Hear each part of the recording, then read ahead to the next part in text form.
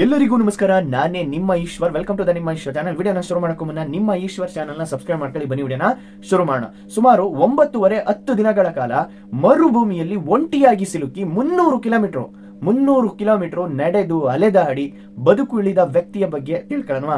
ಇದು ಯಾವಾಗ ನಡೆಯುತ್ತೆ ಅಂತಂದ್ರೆ 1994 ಮಾರ್ಚ್ ತಿಂಗಳಲ್ಲಿ ನಡೆದಿರುವಂತಹ ಒಂದು ಘಟನೆ.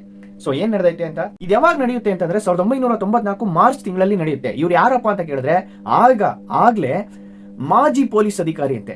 ಅಂದ್ರೆ ಮಾಜಿ ಪೊಲೀಸ್ ಅಧಿಕಾರಿ ಅಥ್ಲೆಟ್ ಆಗಿರ್ತಾರೆ. ಇವರಿಗೆ ಮ್ಯಾರಥಾನ್ಗಳಲ್ಲಿ ಅಂದ್ರೆ ಇಟಾಲಿಯನ್ ಇವರು. ಸೊ ಇವರು ಸಹಾರಾ ಮರುಭೂಮಿಗೆ ಬರ್ತಾರೆ. ಯಾಕೆ ಅಂತಂದ್ರೆ ಮ್ಯಾರಥಾನ್ಗಳಲ್ಲಿ ಪಾರ್ಟಿಸಿಪೇಟ್ ಮಾಡ್ಬೇಕು ಅಂತ ಆಸೆ ಇರುತ್ತೆ.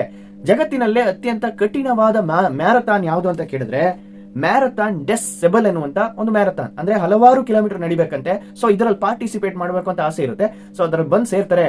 ಸೊ ಆ ಒಂದು ಮ್ಯಾರಥಾನ್ ಅಲ್ಲಿ ಈ ಮೌರಿ ಅವರು ಕೂಡ ಪಾರ್ಟಿಸಿಪೇಟ್ ಮಾಡ್ಕೊಂಡು ನಡ್ಕೊ ಹೋಯ್ತಾ ಇರ್ತಾರೆ. ಒಂದು 3 ದಿನ ಏನ್ ಪ್ರಾಬ್ಲಮ್ ಇಲ್ಲ. ಆ 4ನೇ ದಿನ ಏನಾಗುತ್ತೆ ಅಂತಂದ್ರೆ ಒಂದು ಧಾರಾಕಾರದ ಒಂದು ದೊಡ್ಡ ಬಿರುಗಾಳಿ ಆ ಸಹಾರಾ ಮರುಭೂಮಿಯಲ್ಲಿ ಒಂದು ದೊಡ್ಡ ಬಿರುಗಾಳಿ ಬರುತ್ತೆ. ಬಿರುಗಾಳಿ ಬಂದಂತ ನಂತರ ಏನಾಗುತ್ತೆ ಅಂತಂದ್ರೆ ತನ್ನ ಜೊತೆ ಇದ್ದಂತ ಟೀಮ್ ಓಡೋಗ್ತಾರೆ. ಈ ಮೌರಿ ಮಾತ್ರ ಸಿಲುಕಿಕೊಳ್ತಾರೆ. ಅಲ್ಲಿ ಎಲ್ಲಿ ಹೋಗ್ಬೇಕು ಏನ್ ಮಾಡ್ಬೇಕು ಅಂತ ಏನೋ ಗೊತ್ತಿರಲ್ಲ. ಸೊ ಏನಾಗುತ್ತೆ ಅಂತಂದ್ರೆ ಆ ಒಂದು ದೊಡ್ಡ ಮರುಭೂಮಿಯಲ್ಲಿ ಇವರೊಬ್ರು ಮಾತ್ರ ಒಂಟಿಯಾಗಿ ಸಿಗಾಕೊಂಡಾದ್ಮೇಲೆ ಏನಾಗುತ್ತೆ ಅಂತಂದ್ರೆ ಸೊ ಇನ್ನೇನ್ ಮಾಡಕ್ಕಾಗಲ್ಲ, ನಡ್ಕೊ ಹೋಗದ ಅಂತೇಳಿ ಎಲ್ಲೆಲ್ಲೋ ನಡ್ಕೊ ಹೋಯ್ತಾ ಇರ್ತಾರೆ. ತುಂಬಾ ದಿನ ಆಗುತ್ತೆ. 9 ದಿನ, ನಾನು ಹೇಳಿದ್ನಲ್ಲ 9.5 ದಿನ, 10 ದಿನದಲ್ಲಿ ಏನೇನೆಲ್ಲ ನಡೆದೈತೆ ಅಂತಂದ್ರೆ ಸೊ ಆ ಒಂದು 2ನೇ ದಿನದಲ್ಲೇ ತಂದಿರುವಂತ ನೀರು ಖಾಲಿ ಆಗುತ್ತೆ. ಹೊಟ್ಟೆ ಹಸಿವು, ಏನ್ ಮಾಡೋದು, ತಿನ್ನಕ್ಕೇನು ಇಲ್ಲ, ಏನೂ ಕೂಡ ತಂದಿರಲ್ಲ. ಸೊ ಆ ಒಂದು ಟೀಮ್ ನ ನಂಬಿ ಬಂದಿರ್ತಾರೆ. ಬಟ್ ಅವ್ರ ಮುಂದೆ ಹೋದ್ರು. ಬಟ್ ಇವ್ರು ಸಿಲುಕಿಕೊಂಡ್ರು. ಆ ಹೊಟ್ಟೆ ಹಸ್ದಾಗ ಏನ್ ಮಾಡೋರೆ ಗೊತ್ತಾ, ಹಾವುಗಳನ್ನ ಹಿಡಿದು ತಿಂದವ್ರೆ, ಅಂಡ್ ಕಪ್ಪೆಗಳನ್ನ ಹಿಡಿದು ತಿಂದವ್ರೆ, ಇಲಿಗಳನ್ನ ಹಿಡಿದು ತಿಂದವ್ರೆ. ಸೊ ಏನೇನೆಲ್ಲ ಸಿಗುತ್ತೋ ಅದನ್ನೆಲ್ಲ ತಿಂದವ್ರೆ. ಹಾವುಗಳನ್ನ ತಿಂದಿಲ್ಲ, ಹಾವುಗಳನ್ನ ಹಿಡಿದು ರಕ್ತವನ್ನ ಕುಡಿದಿದಾರಂತೆ. ಸೊ ಈ ತರ ಎಲ್ಲ ಮಾಡವ್ರೆ. ಇದಾದ ನಂತರ ಯೋಚನೆ ಮಾಡಿ 40-50 ಡಿಗ್ರಿ ಬಿಸಿಲು. ಆ ಬಿಸಿಲಲ್ಲಿ ಯಾವ ತರ ಇರಕ್ಕಾಗುತ್ತೆ? ಒಂದು ಮರನೂ ಇರಲ್ಲ. ಆ ಸಹಾರಾ ಮರುಭೂಮಿಯಲ್ಲಿ ಒಂದು ಮರ ಕೂಡ ಇರಲ್ಲ. ಆ ಒಂದು ಮರುಭೂಮಿಯಲ್ಲಿ ಯೋಚನೆ ಮಾಡಿ, ಬೆಳಿಗ್ಗೆ ಹೊತ್ತು ಅಂದ್ರೆ ಹಗಲು ಟೈಮು ಜಾಸ್ತಿ ಬಿಸಿಲು, ಹೆವಿ ಬಿಸಿಲು, ನೈಟ್ ಟೈಮ್ ಅಲ್ಲಿ ಓವರ್ ಚಳಿ. ಅದನ್ನೆಲ್ಲ ಹೆಂಗ್ ತಡ್ಕೊಂಡು ಯಾವ ತರ ಎಲ್ಲ ಬಂದವ್ರೆ ನೋಡಿ. ಸೊ ಆ ತರ ನಡ್ಕೊ ಹೋಯ್ತಾ ಇರ್ತಾರೆ.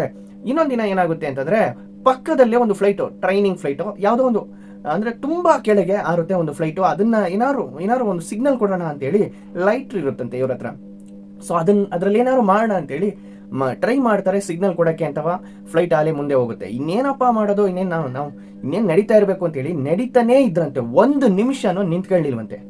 ಸೊ ನಡೀತಾ ಹೋಯ್ತಾ ಇರ್ತಾರೆ. ಸೊ ಎಷ್ಟೇ ಆಹಾರವನ್ನ ತಿಂದ್ರು, ನಾನು ಹೇಳಿರುವಂತ ಆಹಾರವನ್ನ ತಿಂದ್ರು ಕೂಡ ಕೆಲವು ಪ್ರೋಟೀನ್ ಎಲ್ಲ ಸಿಗಲ್ಲ. ಸೊ ತುಂಬಾ ದಿನ ಆದ್ಮೇಲೆ ಏನಾಗುತ್ತೆ ಅಂತಂದ್ರೆ ತುಂಬಾ ಕೊರಗಿ ಒಂಥರ ಸಣ್ಣಕ್ಕಾಗ್ಬಿಟ್ರು. ತುಂಬಾ ಸಣ್ಣ ಆಗಿ ಬರೀ ಮೂಳೆಗಳು ಮಾತ್ರ ಕಾಣ್ತಿದ್ವಂತೆ.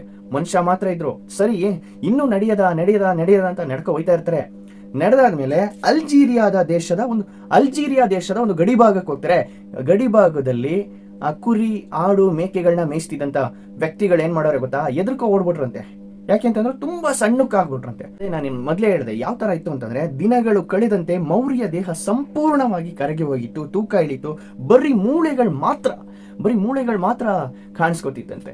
ಸೊ ಅಲ್ಲಿರುವಂತ ಊರಿನ ವ್ಯಕ್ತಿಗಳೆಲ್ಲ ಬಂದು ಅವ್ರಿಗೆ ಬೇಕಾದಂತ ಆಹಾರವನ್ನ ಕೊಟ್ಟಿ ಅಲ್ಲಿ ಪಕ್ಕದಲ್ಲಿರುವಂತ ಹಾಸ್ಪಿಟ್ಲ್ಗೆ ಹೋಗಿ ಸೇರಿಸಿದಾಗ ಎಲ್ಲಾ ಟೆಸ್ಟ್ ಮಾಡ್ತಾರೆ, ಎಲ್ಲಾ ಪರೀಕ್ಷೆಗಳನ್ನು ಕೂಡ ಡಾಕ್ಟರ್ ಮಾಡ್ತಾರೆ. ಸೊ ಆ ಟೆಸ್ಟ್ ಗಳೆಲ್ಲ ಮಾಡಿ ನೋಡ್ಬಿಟ್ಟು ಆ ಡಾಕ್ಟ್ರೇ ಶಾಕ್ ಆಗ್ಬಿಟ್ರಂತೆ.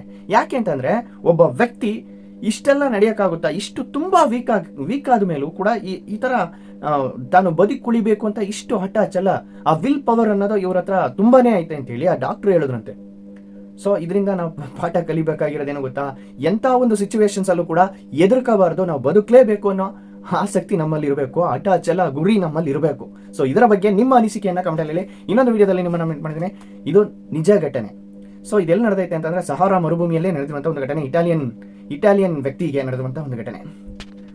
ಇದರ ಬಗ್ಗೆ ನಿಮ್ಮ ಅನಿಸಿಕೆಯನ್ನ ಕಮೆಂಟ್ ಅಲ್ಲಿ. ಇದೇ ತರ ಇನ್ನೊಂದು ಮಿಸ್ಟೀರಿಯಸ್ ಕಥೆಗಳನ್ನ, ನಿಜ ರಿಯಲ್ ಸ್ಟೋರಿಗಳನ್ನ ಹೇಳೋಣ ಅಂತ ಒಂದು ಪ್ರಯತ್ನ ಮಾಡ್ತಾ ಇದ್ದೀನಿ. ಸೊ ಇದರ ಬಗ್ಗೆ ನಿಮ್ಮ ಅನಿಸಿಕೆಯನ್ನ ಕಮೆಂಟ್ ಅಲ್ಲಿ. ಹಾಗೆ ನಿಮ್ಮ ಇಷ್ಟ ಚಾನಲ್ನ ಸಬ್ಸ್ಕ್ರೈಬ್ ಮಾಡ್ಕೊಳ್ಳಿ.